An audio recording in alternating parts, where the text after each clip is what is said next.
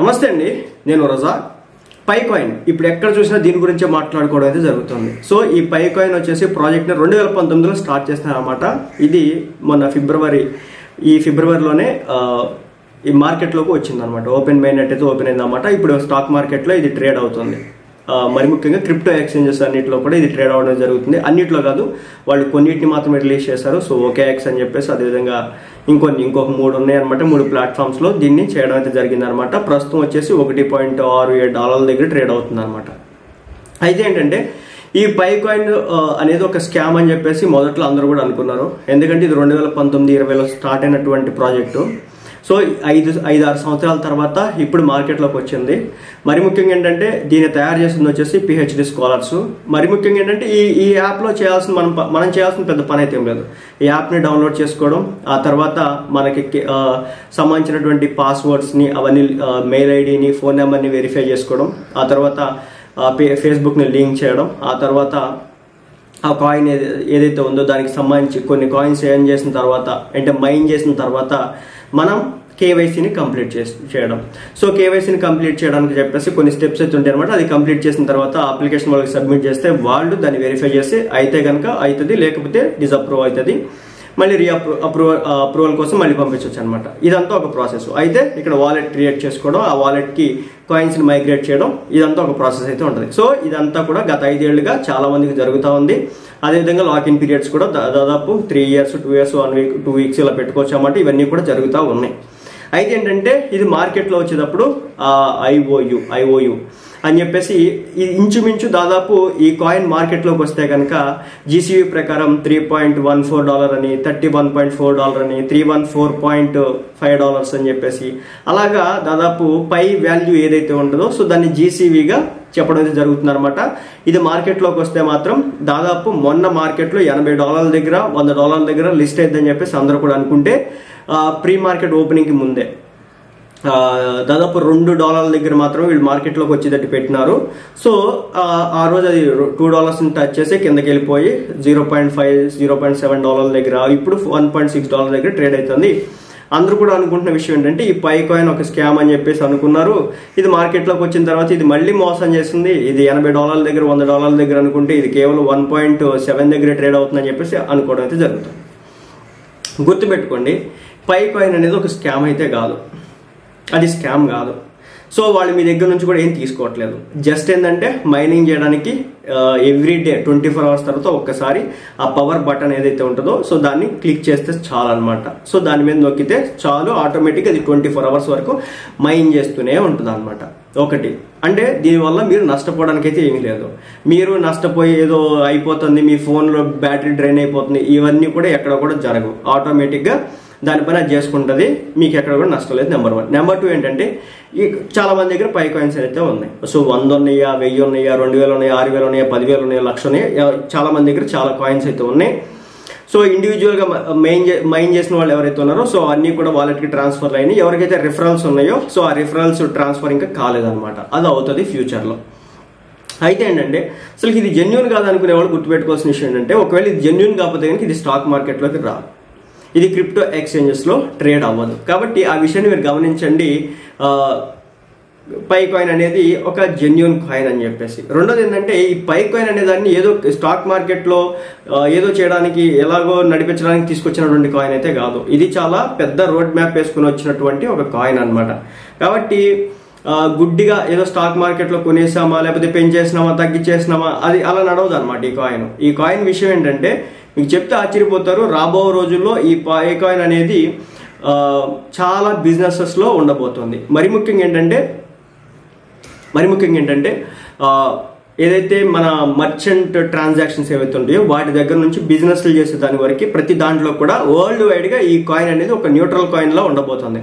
So మనం ఇప్పుడు bit coin కావచ్చు, లేదంటే ఇథీరియం కావచ్చు, తర్వాత సొలోనా కావచ్చు, డాగీ కాయిన్ కావచ్చు. సో ఈ కాయిన్స్ ఏ విధంగా ఉన్నాయో నేను మెమీ కాయిన్స్తో పోల్చట్లేదు దీన్ని. ఇది మెమీ కాయిన్ ప్రాజెక్ట్ అయితే కాదు.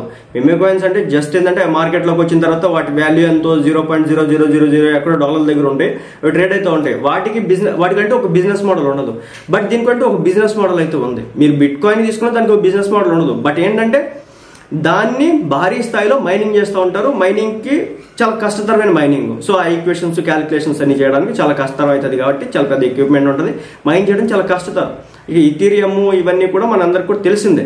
బట్ ఇప్పుడు ఏంటంటే ఈ కాయిన్ వల్ల చాలా యూజ్ ఏంటంటే ఫ్యూచర్ మొత్తం కూడా ఇలాంటి కాయిన్స్ మీద డిపెండ్ అయి ఉంటుంది. ఇదేదో దీనికి యూజర్ బేస్ ఎంత తెలిస్తే ఆశ్చర్యపోతారు. దీంట్లో యాక్టివ్ మైనింగ్ చేసే వాళ్ళ సంఖ్య తెలిస్తే ఆశ్చర్యపోతారు. సో దీని సప్లై తెలిస్తే ఆశ్చర్యపోతారు. సో ఆ రేంజ్లో ఉందన్నమాట. 1000 మిలియన్ కాయిన్స్ అయితే మార్కెట్లో ఉండడం జరుగుతుంది. సో ఆ స్థాయిలో దీన్ని మార్కెట్లో తీసుకురావడం జరుగుతుంది. అదేవిధంగా దీని ఎక్స్చేంజెస్ కూడా చిన్న ఎక్స్చేంజెస్లో అయితే లిస్ట్ చేయలేదు. OKXలో లిస్ట్ చేస్తున్నారు, తర్వాత బిట్గెట్లో, తర్వాత గేట్ ఐఓలో, తర్వాత పయోనెక్స్లో, తర్వాత MEXCలో. సో ఇవన్నీ కూడా పెద్ద ఎక్స్చేంజెస్. సో భయపడాల్సిన పని అయితే లేదు. మీ కాయిన్స్ ఎక్కడికి కూడా పోవు. కానీ ఏంటంటే చాలా మంది ఈ కాయిన్స్ని ట్రాన్స్ఫర్ చేసే విషయంలో కొన్ని ఇబ్బందులు పడుతున్నమాట అయితే వాస్తవం. బట్ వెయిట్ చేయండి. ఇంకొక విషయం ఏంటంటే ఈ కాయిన్స్ని అమ్ముకోకండి. మినిమం వాటికి 10 to 15 years టైం కేటాయించండి. ఇప్పుడే కదా మార్కెట్లోకి వచ్చింది. ఒక 10 to 15 years మీరు పోయేది ఏముంది? మహా అయితే రోజుకి ఒకసారి దాన్ని అలా క్లిక్ చేస్తారు అంతే కదా. అంతకు మించేసేది అయితే ఏం లేదు కదా. ఈ కాయిన్ని మీరు అమ్మకండి, తక్కువ రేటుకి అమ్మకండి. దీనికి వర్త్ ఉంది. ఇది ఎంత కాదనుకున్నా కానీ $100 రీచ్ అవుతుంది.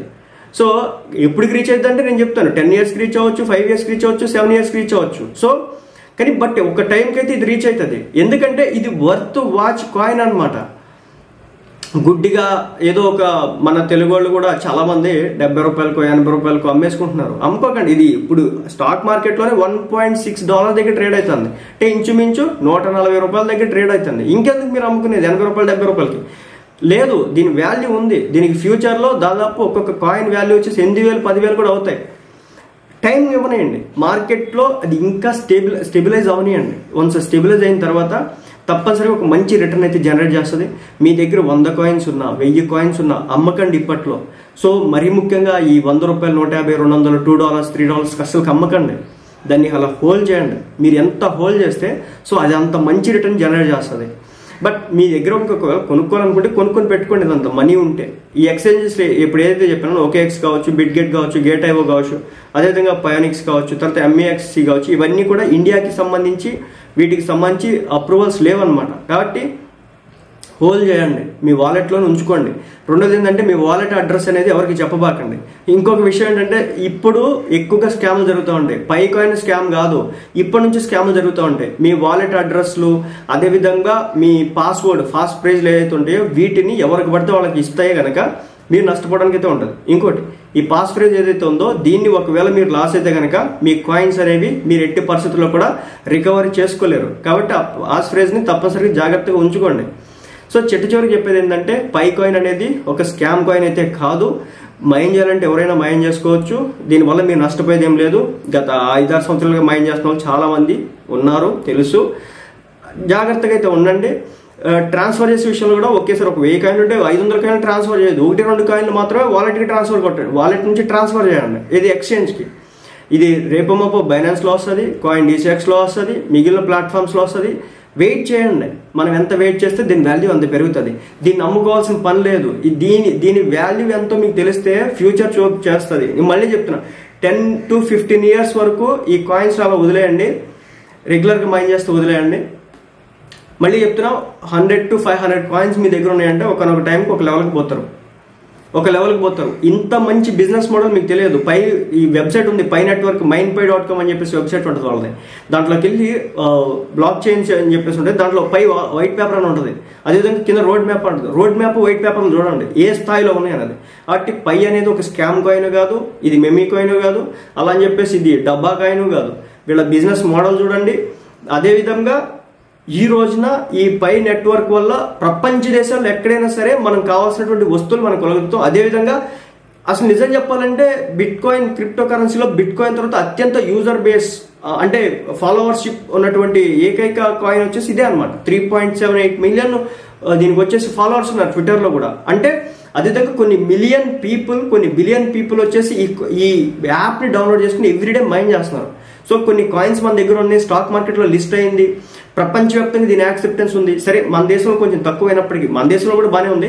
బట్ ఫిలిప్పీన్స్లో కావచ్చు, జపాన్లో కావచ్చు, చైనాలో కావచ్చు ఈ కాయిన్కి ఉన్నటువంటి క్రేజ్ నెక్స్ట్ లెవెల్ పెరుగుతుంది.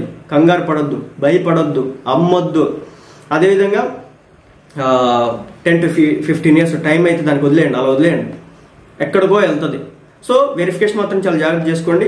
అదేవిధంగా మీకు పై కాయిన్కి సంబంధించి ఎవరికైతే కేవైసీ కంప్లీట్ కావట్లేదో ఒకసారి దానికి కూడా ఒక ప్రాసెస్ అయితే ఉంది. నేను ఎక్కువ మంది కామెంట్ చేసి అసలు కేవైసీకి సంబంధించి దాని ఇష్యూ దీన్ని ఎలా సాల్వ్ చేసుకోవాలని చెప్పేసి అడిగితే దానికి సంబంధించి కూడా నేను చెప్తాను. కాబట్టి కామెంట్ సెక్షన్లో తెలియజేయండి మీ అభిప్రాయాన్ని. అదేవిధంగా కాయిన్స్ ఎవరైతే దగ్గర అయితే ఉంటాయో మీ పాస్ ఫ్రేజ్ ఎవరైతే ఉందో అది ఎవ్వరికి కూడా ఇవ్వద్దు. అదేవిధంగా వీలైనంత వరకు వాలెట్ అడ్రస్ కూడా షేర్ చేయొద్దు. ఒకవేళ షేర్ చేయాలంటే మన క్యూఆర్ కోడ్ ఉంటుంది అనమాట వాలెట్లో. సో క్యూఆర్ కోడ్ త్రూ కూడా మనం కాయిన్స్ అనేది ట్రాన్స్ఫర్ చేయొచ్చు, రిక్వెస్ట్ పెట్టొచ్చు. సో భయపడాల్సిన పని లేదు. ఇది ఫ్యూచర్ని ఏలబోతున్నటువంటి ఒక కాయిన్గా నేనైతే చెప్తాను.